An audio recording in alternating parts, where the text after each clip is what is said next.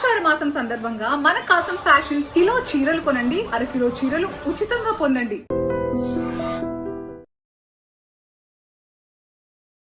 నమస్కారం అండి, నేను డాక్టర్ మోవా శ్రీనివాస్ మాట్లాడుతున్నాను. ఇవాళ మనం అంతరించిపోతున్నటువంటి ఒక గొప్ప మన భోజనంలో ఒక భాగమైనటువంటి జొన్నల గురించి మాట్లాడదాం. సో నేను మొదలుపెట్టే ముందు అంతరించిపోతున్నాను ఎందుకన్నానంటే, జొన్నలు ట్రెడిషనల్గా తెలంగాణలో అని అనుకుంటున్నాం, కానీ ఆంధ్రప్రదేశ్లో, కోస్తా ఆంధ్రలో, అలాగే రాయలసీమలో కూడా చాలా కాలము జొన్నలే తినేవాళ్ళు. మరి రాయలసీమ అట్లాగనే తెలంగాణ అంటే జొన్నలు తింటారండి, ఆంధ్రాలో జొన్నలు ఎక్కడ ఉన్నాయని మీరు అనొచ్చు. శ్రీనాథ కవి సార్వభౌముడి గురించి మీరు చాలామంది స్కూళ్ళల్లో చదివే ఉంటారు. ఆయనది కొంచెం గట్టి కవిత్వంతో ఆయన ఎక్కువ పాపులర్ కాకపోయినా తెలుగు పండితుల్లో చాలామంది అందరూ ఇప్పటికీ కూడా శ్రీనాథుడి కవిత్వం యొక్క అభిమానులే. ఆయన ఒక 400 ఏళ్ల క్రితం వాడు. సో ఆయన అంటాడు, చిన్న చిన్న రాళ్ళు చిల్లర దేవుళ్ళు, నాగులేటి నీళ్లు నాపరాళ్ళు, సజ్జ జొన్న కూళ్ళు, సర్పంబులను తేళ్ళు, పల్లనాటి సీమ పల్లెటూళ్ళు. పలనాటి సీమ పలనాడు అంటే ప్రస్తుతం గుంటూరు ప్రకాశం కోస్తాంధ్రే కదా. కోస్తాంధ్రలో ఏమన్నాడు, దాన్ని అతను వర్ణిస్తూ సజ్జ జొన్న కూళ్ళు, సర్పంబులు తేళ్ళు, ఆ రోజుల్లో పాములు చేళ్ళు ఎక్కువ ఉండేవి, పలనాటి సీమ పల్లెటూళ్ళు అన్నాడు.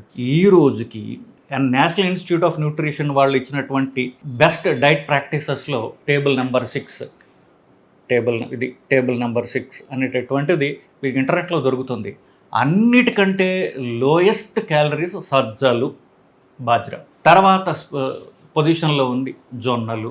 శ్రీనాథ కవి సార్ముడు ఎప్పుడు చెప్పాడు, 400 ఏళ్ల క్రితం చెప్పాడు, సజ్జ జొన్న కూళ్ళు సర్పంబులను తేళ్ళు. సో ఈరోజు మనం జొన్న రొట్టెల గురించి మాట్లాడదు. సజ్జలు అట్లే పూర్తిగా డిసపేర్ అయిపోయాయి. సజ్జలు చెప్పాను కదా, రైస్ కంటే లోయెస్ట్ క్యాలరీస్ ఉన్నటువంటిది సజ్జలు, on par with almost quinoa is the best. Of course quinoa అయినా సజ్జలు ఇంకా చీపర్, కీన్వా అయితే కొంచెం కాస్ట్లీ.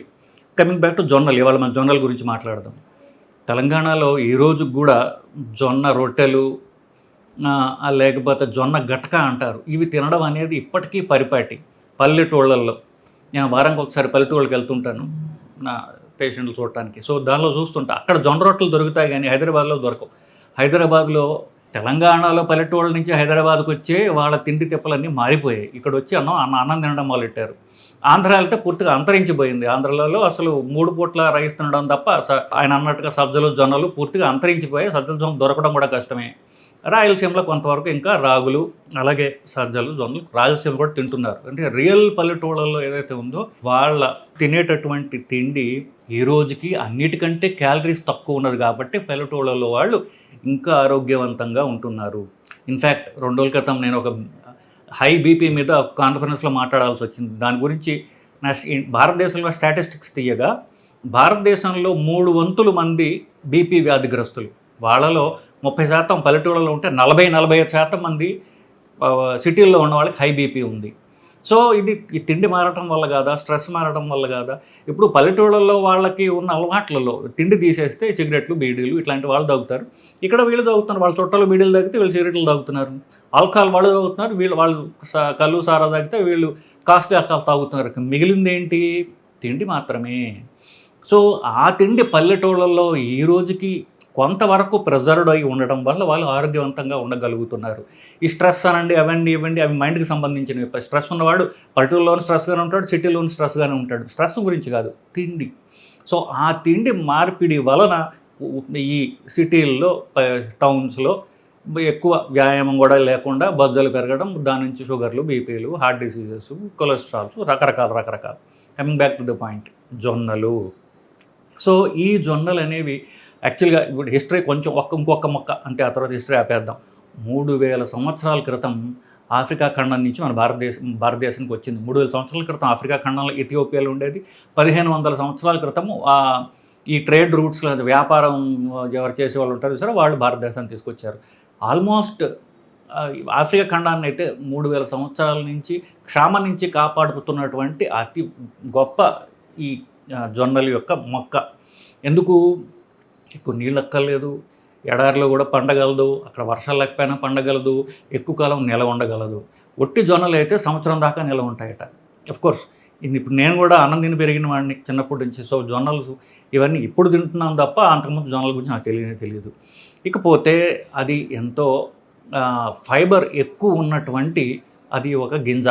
సో ప్రోటీన్ ఎక్కువ ఉన్నటువంటి గింజ, బి కాంప్లెక్స్ ఎక్కువ ఉన్నటువంటి గింజ.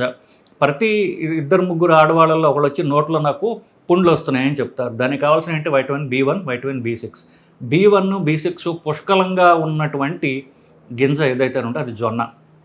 ఇంకొకటి ఒక ఫ్యాషన్ అంటే మనం డెరగేటర్గా మాట్లాడకూడదు, కానీ కొంతమందికి అన్నం కానీ ఇట్లాంటివి తిన్నట్లయితే, ఎస్పెషల్లీ గోధుమలు తిన్నట్లయితే కొంతమందికి అన్నం తిన్నా కూడా విరోచనాలు వస్తాయి. దాన్ని గ్లూటెన్ ఇంటాలరెన్స్ అంటారు. ఈ మన తినే తిండి పదార్థాల్లో గ్లూటెన్ అనేటటువంటి ఒక పదార్థం ఉంటుంది. అది తినగానే అది అరిగించుకోలేరు పేగుల్లో. కొంతవరకు వంశపారపర్యంగా వస్తుంది. ఆ పేగులు దాన్ని అరిగించుకోలేక అన్నం కానీ లేకపోతే బాగా పిండి చేసినటువంటి అంటే మెత్తగా ఉన్నట్టు పిండితో చేసిన చపాతీలు తిన్న వెంటనే వీళ్ళకి విరోచనాలు వస్తాయి. అమెరికాలో చాలా కామన్, ఇండియాలో కూడా కొంత కామన్నే. సో ఈ గ్లూటెన్ అనేటటువంటి వాటికి ఎవరికైతే ఎలర్జీ ఉందో వాళ్ళకి అద్భుతమైన తిండి ఏంటంటే ఈ జొన్నలు. ఎందుకంటే దీనిలో గ్లూటెన్ రహిత గింజ అంటే అది జొన్న. సో ఇన్ని సుగుణాలు ఉన్నటువంటి గింజ ఒకటి. రైస్ కంటే క్యాలరీస్లో 60% తక్కువ క్యాలరీస్ ఉంటాయి దీంట్లో. ఇంకోలాగా చెప్పాలంటే రైస్తో వచ్చేటటువంటి షుగర్ హైక్ కంటే 60% తక్కువ షుగర్ పెరిగే గుణం ఉన్నటువంటిది. ఎందువల్ల? దీనిలో ఉన్నటువంటి ఫైబర్ వల్ల, నేను చెప్పినటువంటి మిగతా ఉన్నటువంటి పోషకాహారాల వల్ల, ముఖ్యంగా ఫైబర్ వల్ల దీనిలో కొంతవరకు రైస్లో కంటే తక్కువగా క్యాలరీస్ ఉన్నా అది రక్తంలోకి వెళ్ళడానికి చాలా టైం పడుతుంది. సో సడన్గా షుగర్ పెరిగిపోవటాలు, అన్నం తినంగానే షుగర్ పెరిగిపోవటాలు ఇవి జొన్నలతో బాగా తక్కువగా ఉంటాయి. సో బరువు తగ్గడం ద్వారా కొలెస్ట్రాల్, షుగరు తగ్గించుకుందాం అని ఇప్పుడు ఇంజక్షన్లు తీసుకుంటున్నారు చూసారా, వీళ్ళందరికీ కూడా అతి అద్భుతమైనటువంటి తిండి జొన్న రొట్టెలు లేదా జొన్న గటక. జొన్నలతో చేయబడినటువంటిది ఏదన్నా సరే, జొన్నలతో సలాడ్ చేసుకోవచ్చు. సలాడ్లో జొన్నలు స్ప్రింకిల్ చేస్తున్నారు ఇప్పుడు హోటల్లో. నేను ఈ మధ్యన ఒక పెద్ద హోటల్లో వెళ్ళి సలాడ్ ఆర్డర్ చేస్తే దాంట్లో కొన్ని చిలకరించి ఉన్నాయి ఉడకబెట్టినవి. ఇవేంటాయంటే జొన్నలు అని చెప్పాడు, పర్ల్ మిల్లెట్ అని చెప్పాడు. ఇది వండడం అనేటువంటిది అందరికీ అలవాటు లేనటువంటిది. ఎందుకంటే చెప్పాక కల్చర్లో మన కొత్త ఆడపిల్లలకి వంట చేయడం నేర్పే భాగంలో కోర్స్ వాళ్ళు నేర్చుకోవట్లేదు, అంతా ఆన్లైన్ అయిపోయింది. కానీ మన ఇళ్లలో మనం చేసుకోవడం మానేసాం. గత 100 ఏళ్ళుగా కనీసం ఈ అంతా రేసుకు వచ్చేసారు కాబట్టి అంతరించిపోయేటటువంటి తిండి. చెప్పినట్టుగా కొన్ని పల్లెటూళ్ళలో మాత్రం ఇప్పటికీ తింటున్నారు. తెలంగాణ పల్లెటూళ్ళు తింటున్నారు ఇంకా అది. సో వాళ్ళు నేర్చుకున్నా ఈ తల్లులు నేర్పట్లేందుకు సిటీలకు చిన్నప్పుడు వచ్చేస్తున్నారు కాబట్టి. కానీ కనీసం ఇంటర్నెట్లో చూసి నేర్చుకున్నట్లయితే ఇది వండడం అనేది కొంత ప్రక్రియ. కొన్ని నీళ్ళు కొంచెం ఎక్కువ పోయాలంటారు రైస్, నాకు తెలియదు. ఇక్కడ చూసి వీళ్ళని అడిగి చూసి లేకపోతే ఇంటర్నెట్ చదివి చెప్తున్నాను. సో రైస్ కంటే ఒక 2 ఇంతలు ఎక్కువ నీళ్లు దీంట్లో వేయాలంటారు. ఓవర్ నైట్ దీన్ని నానబెట్టాలంటారు. సో ఇలాగ మొత్తాన్ని కష్టాలు పడి చేసుకున్నట్లయితే మాత్రము ఇది ఎంతో పోషకాహారం ఉన్నటువంటి తిండి.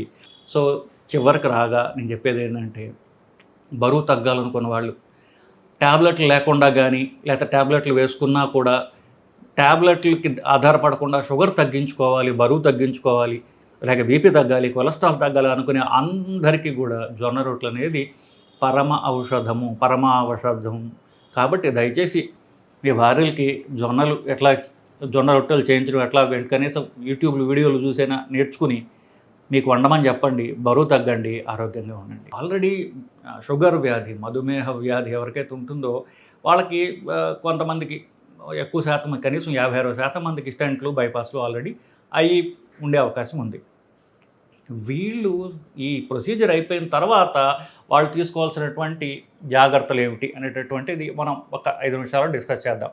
అసలు ఈ స్టెంట్కు, బైపాస్కో ముందు ఏముంటుంది? గుండెలో బ్లాక్ కనీసం 10 ఏళ్ల నుంచి ఉంటుంది. అది మెల్లగా పెరిగి 70% దాటితే అప్పుడు వీళ్ళకి గుండెకి సంబంధించినటువంటి లక్షణాలు తెలుస్తాయి. వాళ్ళకి తెలిసినప్పుడు దాన్ని ఈసీజీలోనో ఈకోలోనో చేసి మొత్తానికి యాంజియోగ్రామ్ చేసి బ్లాక్ ఉందని దానికి ఏం చేయాలో స్టెంట్ కానీ బైపాస్ కానీ చేస్తారు. బైపాస్ అంటే ఆపరేషన్.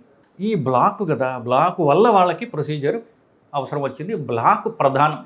సో ఆ బ్లాక్ తీసేయడానికి రకరకాల ప్రొసీజర్లు చేశారు. ఈ బ్లాకు ఒకటి రక్తనాళాల్లో ఉండేది. బ్లాక్ అంటే పేరుకొని పోయినటువంటి కొవ్వు, కొలెస్ట్రాల్. సో పేరుకొని పోయినటువంటి కొలెస్ట్రాల్ ఒకటి. సడన్గా అటాక్ అంటారు చూసారా, అటాక్ అంటే ఏమవుతుందంటే ఈ కొలెస్ట్రాల్ పైన రక్తం గడ్డ కూర్చుంటుందన్నమాట. సో ఈ రక్తం గడ్డ సడన్గా వస్తుంది కాబట్టి దాన్ని అటాక్ అంటారు. సడన్గా నొప్పి వస్తుంది వాళ్ళకి. అప్పుడు దాకా సంవత్సరాల తరబడి కొలెస్ట్రాల్ పేరుకుని పోయినా సడన్గా వచ్చేదాన్ని రక్తం గడ్డ వల్ల వస్తుంది అది. సో 2 కాంపోనెంట్స్ ఉన్నాయి కదా, ఒకటి కొలెస్ట్రాల్, రక్తం గడ్డ. దీనివల్లనే బ్లాక్ వచ్చింది. బ్లాక్కి వాళ్ళు క్లీన్ చేశారు, బైపాస్ ద్వారా, ఆపరేషన్ ద్వారా కానీ స్టెంట్ వేయడం ద్వారా క్లీన్ చేసేస్తారు కదా. తిరిగి దాంట్లో బ్లాక్ రాకుండా ఉండడానికి ఈ రెండింటిని తగ్గించుకోవాలి. కొలెస్ట్రాలు అలాగే రక్తం గడ్డ తగ్గేటటువంటి మందులు తప్పనిసరిగా వేసుకోవాలి. మీ తిండి ద్వారా, ఎక్సర్సైజ్ ద్వారా, తర్వాత ముందు ఇది మళ్ళీ రాకూడదు, ఎట్టి పరిస్థితుల్లో రాకూడదు అంటే మందులు తప్పనిసరిగా వేసుకోవాలి. ఎందుకు? మనం రిస్క్ తీసుకోకూడదు కాబట్టి. నేను ఎక్సర్సైజ్ చేస్తా, డైట్లు చేస్తా, అన్నీ చేసుకోండి, కానీ రిస్క్ తీసుకోవద్దు. అందువల్లే వీటిని ఈ రక్తం పలచబడేటటువంటి ట్యాబ్లెట్లు, కొలెస్ట్రాల్ తగ్గే ట్యాబ్లెట్లు, మామూలుగా ఈ 2 కూడా కలిపి, ఈ మందులు కలిపి ఒకే ట్యాబ్లెట్లో వస్తాయి. సో ఒకే ట్యాబ్లెట్ గోలియో ఏం పేరు పెడితే అది మాత్రం ఇది వేసుకున్నట్లయితే 2 పనులు జరుగుతాయి. ఇది సో ఒక హార్ట్ అటాక్ తర్వాత కానీ, ఒక స్టెంట్ తర్వాత కానీ, బైపాస్ ఆపరేషన్ తర్వాత కానీ సంవత్సరం పాటు తప్పనిసరిగా 2 రక్తం పలచబడే ట్యాబ్లెట్లు, అలాగే ఒక కొలెస్ట్రాల్ ట్యాబ్లెట్, ఈ 3 కలిపి ఉన్నటువంటి మందులు కలిపి ఉన్నటువంటి ట్యాబ్లెట్ వస్తుంది. విడివిడిగా సరే ఈ 3 సంవత్సరం పాటు తప్పనిసరిగా వేసుకోవాలి. సంవత్సరం తర్వాత ఒక రక్తం పలచబడే ట్యాబ్లెట్, ఒక కొలెస్ట్రాల్ ట్యాబ్లెట్ జీవితాంతం వేసుకోవాలి. మీరు డైట్లో ఎక్సర్సైజ్ చేసుకోండి, కానీ నేను రిస్క్ తీసుకోకు. ఎందుకు రిస్క్ అంటే? ఏం రిస్క్? ప్రాణాపాయం, హార్ట్ అటాక్ రావచ్చు కదా, సో పక్షవాతం కూడా రావచ్చు కదా, రక్తనాళాలకు సంబంధించినటువంటిది. సో ఇది మళ్ళీ నాకు రాకూడదు అనుకుని మనం గట్టిగా అనుకున్నాం కాబట్టి ఏ మాత్రము ఛాన్స్ తీసుకోకుండా ఉండడానికి ఇది జీవితాంతం ఒక రక్తం పలచబడే ట్యాబ్లెట్, కొలెస్ట్రాల్ ట్యాబ్లెట్ వేసుకోవాలి. సరే వేసుకుంటున్నానయ్యా, మరి ఏం చేయాలి నెక్స్ట్? మనం వేసుకుని మాత్రం సరిపోతుందా లేదా అనేటటువంటి దాని గురించి ప్రతి 3 నెలలకి కొలెస్ట్రాల్ పరీక్ష చేసుకోవాలి. రక్తం పలచబడటానికి పరీక్ష ఉండదు, అది మనం ఏం చేయలేం. అన్లెస్ మనకి చిగుళ్ళలోనో, లెట్రిన్లోనో రక్తం పోతే, ఆడవాళ్ళకైతే మెన్సెస్లోనో రక్తస్రావం జరిగితే రక్తం పోతే తప్ప అది పెద్ద ప్రాబ్లం కాదు. లేదా ట్యాబ్లెట్ల వల్ల కడుపులో పుండు వస్తే అది వేరే విషయం. అది పక్కన పెట్టి మనం చూసుకోగలిగేది, కొలచగలిగేది కొలెస్ట్రాల్ మాత్రమే. సో ఈ కొలెస్ట్రాల్ ప్రతి 3 నెలలకి చూసుకుని బ్యాడ్ కొలెస్ట్రాల్ అయినటువంటి LDL 55 కంటే పెరగకుండా ఉండేటట్టుగా మందులు అడ్జస్ట్ చేసుకుని ఆ మందులు జీవితాంతం వేసుకుంటూ LDL 55 కనుక ఉండగలిగితే మీకు మరలా హార్ట్ అటాక్ వచ్చే రిస్క్, మరలా స్టెంట్లో బ్లాక్ కానీ, బైపాస్ గ్రాఫ్ట్ కానీ బ్లాక్ అయ్యే రిస్క్ బాగా తగ్గిపోతుందని మనకి స్టడీస్ చెప్తున్నాయి. ఇలాగ ఎప్పుడు వేసుకుంటే మీరు కాపాడబడతారు. నా దగ్గరికి వచ్చేటటువంటి ప్రతి హార్ట్ పేషెంట్ ఒకటే చెప్తా, ఈ ట్యాబ్లెట్ మీకు మీరు కానీ, నేను మీకు కానీ, డాక్టర్ మీకు కానీ వేసిన శిక్ష కాదు, ఈ జీవితాంతం మింగాలరా నాయన అని అనుకోకండి. ఎందువల్ల? ఇది మీకు జీవితాంతం ఇవ్వబడినటువంటి రక్ష. సో ఇది మళ్ళా హార్ట్ అటాక్ నుంచి, మళ్ళా పక్షవాతం నుంచి, మళ్ళా స్టెంట్ నుంచో, బైపాస్ నుంచో మిమ్మల్ని కాపాడేటటువంటి రక్ష, అద్భుతమైన రక్ష. ఎందుకు? మీకు ఏదైనా ప్రాణాపాయం నుంచి కాపాడుతుంది, పక్షవాతం నుంచి కాపాడుతుంటే అది ఎంత మేలు చేస్తుంది మనకి. దాని ఒక పనిష్మెంట్గా చూడకూడదు. అది మనకిచ్చే, మనం తెలివిగా మళ్ళీ రాకుండా ఉండడానికి తీసుకునేటటువంటి health insurance policy. So health insurance policy ఎవరు తీసుకుంటారు? జాగ్రత్త పరులు తీసుకుంటారు, తెలివైన వాళ్ళు తీసుకుంటారు. సో మనం ఆ కేటగిరీలో ఉన్నాము అని అనుకోవాలి తప్ప ఈ శిక్ష వేశాడు, ఈ మందులు ఏంటి, నాకు జీవితాంతం ఇది ఒక చంపు తింటున్నాడు ఈ డాక్టర్ అని మాత్రం అనుకుంటే జీవితాంతం ఇలా తిట్టుకుంటూ బతకాలి తప్ప యాటిట్యూడ్ మార్పు అంతే. సో ఇదేంటి, ఇది మేము ప్రొటెక్ట్ చేస్తోందని తెలుసుకోవాలని చెప్తున్నాను బేసికలీ. ఇకపోతే ఇది ఒక సైడ్. రెండో సైడ్ ఏమిటి?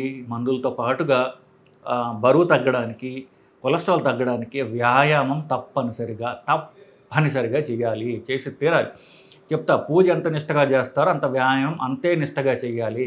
ఎండాకాలం ఏమో ఎండ ఎక్కువ ఉందని, వర్షాకాలం పొద్దున వర్షం పడింది, చలికాలం చలిగా ఉందని, ఇక ప్రతిరోజు ఏదో ఒక వంకతో ఎక్సర్సైజ్ అనేది ఎగ్గగొట్టకుండా ఏమున్నా సరే, ఇంట్లో పబ్బం ఉన్నా, పెళ్ళి ఉన్నా, ఇంకో ఏమున్నా సరే కూడా మీరు చేసే పూజ ఎట్టాగు మానరు. ఆ పూజ ఏంటి? నడక. ఇది చేసినట్లయితే ఖచ్చితంగా మీ గుండె బలం పెరుగుతుంది. గుండె బలం పెంచే మందులు లేవు, గుండె బలం పెంచేది మీ ఎక్సర్సైజ్ మాత్రమే. సో దాంట్లో కూడా ముఖ్యంగా వాకింగ్, జాగింగ్, ట్రెడ్మిల్ ఇట్లాంటివి చేసినట్లయితే గుండె బలం పెరుగుతుంది. దాన్ని కార్డియో అంటారు, ఏరోబిక్ అంటారు. దాని పేరులోనే కార్డియో అని చెప్తున్నాను. అంటే గుండె బలం పెంచేది. గుండె ఆల్రెడీ హార్ట్ అటాక్ వచ్చిన వాళ్ళు తప్పనిసరిగా రన్నింగ్, జాగింగ్ అనేటువంటిది కనీసం వారానికి 3-4 రోజులైనా చేయాలి. మిగతా 2-3 రోజులు కొంచెం వెయిట్ ట్రైనింగ్ చేసుకుంటే మీ క్వాలిటీ ఆఫ్ లైఫ్ మెయింటైన్ అవుతుంది. ముఖ్యంగా మీకు కావాల్సింది గుండె గురించి కాబట్టి, ఒకసారి హార్ట్ అటాక్ అంటూ వచ్చింది కాబట్టి తప్పనిసరిగా రన్నింగ్, జాగింగ్ అనేది కనీసం వారానికి 3-4 రోజులు మీరు చేసి తీరాల్సిందే. దీనిలో ఎట్టి అనుమానము లేదు. మిమ్మల్ని మీరు కాపాడుకోవడానికి చేసే ప్రధానమైనటువంటిది మందులు వేసుకోవడం, రెండోది ఎక్సర్సైజ్. ఈ 2 చేసినట్లయితే మళ్ళీ హార్ట్ అటాక్ రాదు, మళ్ళీ డాక్టర్ జోలికి పోవాల్సినటువంటి అవసరం మీకు ఉండదు. లాస్ట్గా ఒక్క మాట చెప్తా.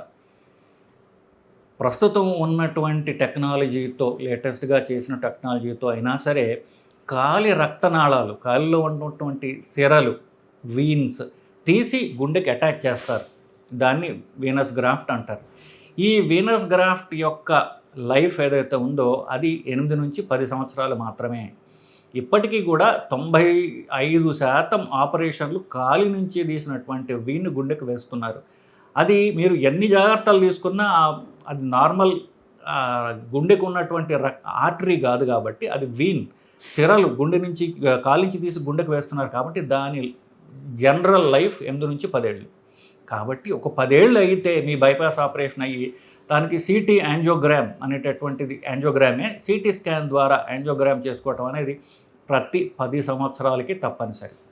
మీకు ఒకవేళ బైపాస్ అయినట్లయితే 10 సంవత్సరాలకు ఒకసారి, 8 నుంచి 10 సంవత్సరాలు, 8 to 10 ఇయర్స్ దాని లైఫ్. కాబట్టి యావరేజ్ 9 ఇయర్స్ వేసుకోండి. బట్ 8 సంవత్సరాలు అయితే ఇంకా మంచిది. ప్రతి 8 సంవత్సరాలకి తప్పనిసరిగా సిటీ యాంజియోగ్రామ్ అని చేసుకోవడం ద్వారా అవి బ్లాక్ అయ్యాయా లేదా, బ్లాక్ ఖచ్చితంగా వస్తుంది. అది తీవ్రమైన బ్లాక్కా, మైల్డ్ బ్లాక్కా అని చూసుకోవడం అనేది అవసరం. మైల్డ్ బ్లాక్ అయితే మందులు సరిపోతాయి. తీవ్రమైన బ్లాక్ అయితే దానికి మళ్ళీ స్టంట్ వేసుకోవచ్చు, బ్లాక్ క్లీన్ చేసుకోవచ్చు. మళ్ళీ బైపాస్కి వెళ్ళాల్సినటువంటి అవసరం జనరల్గా ఉండదు.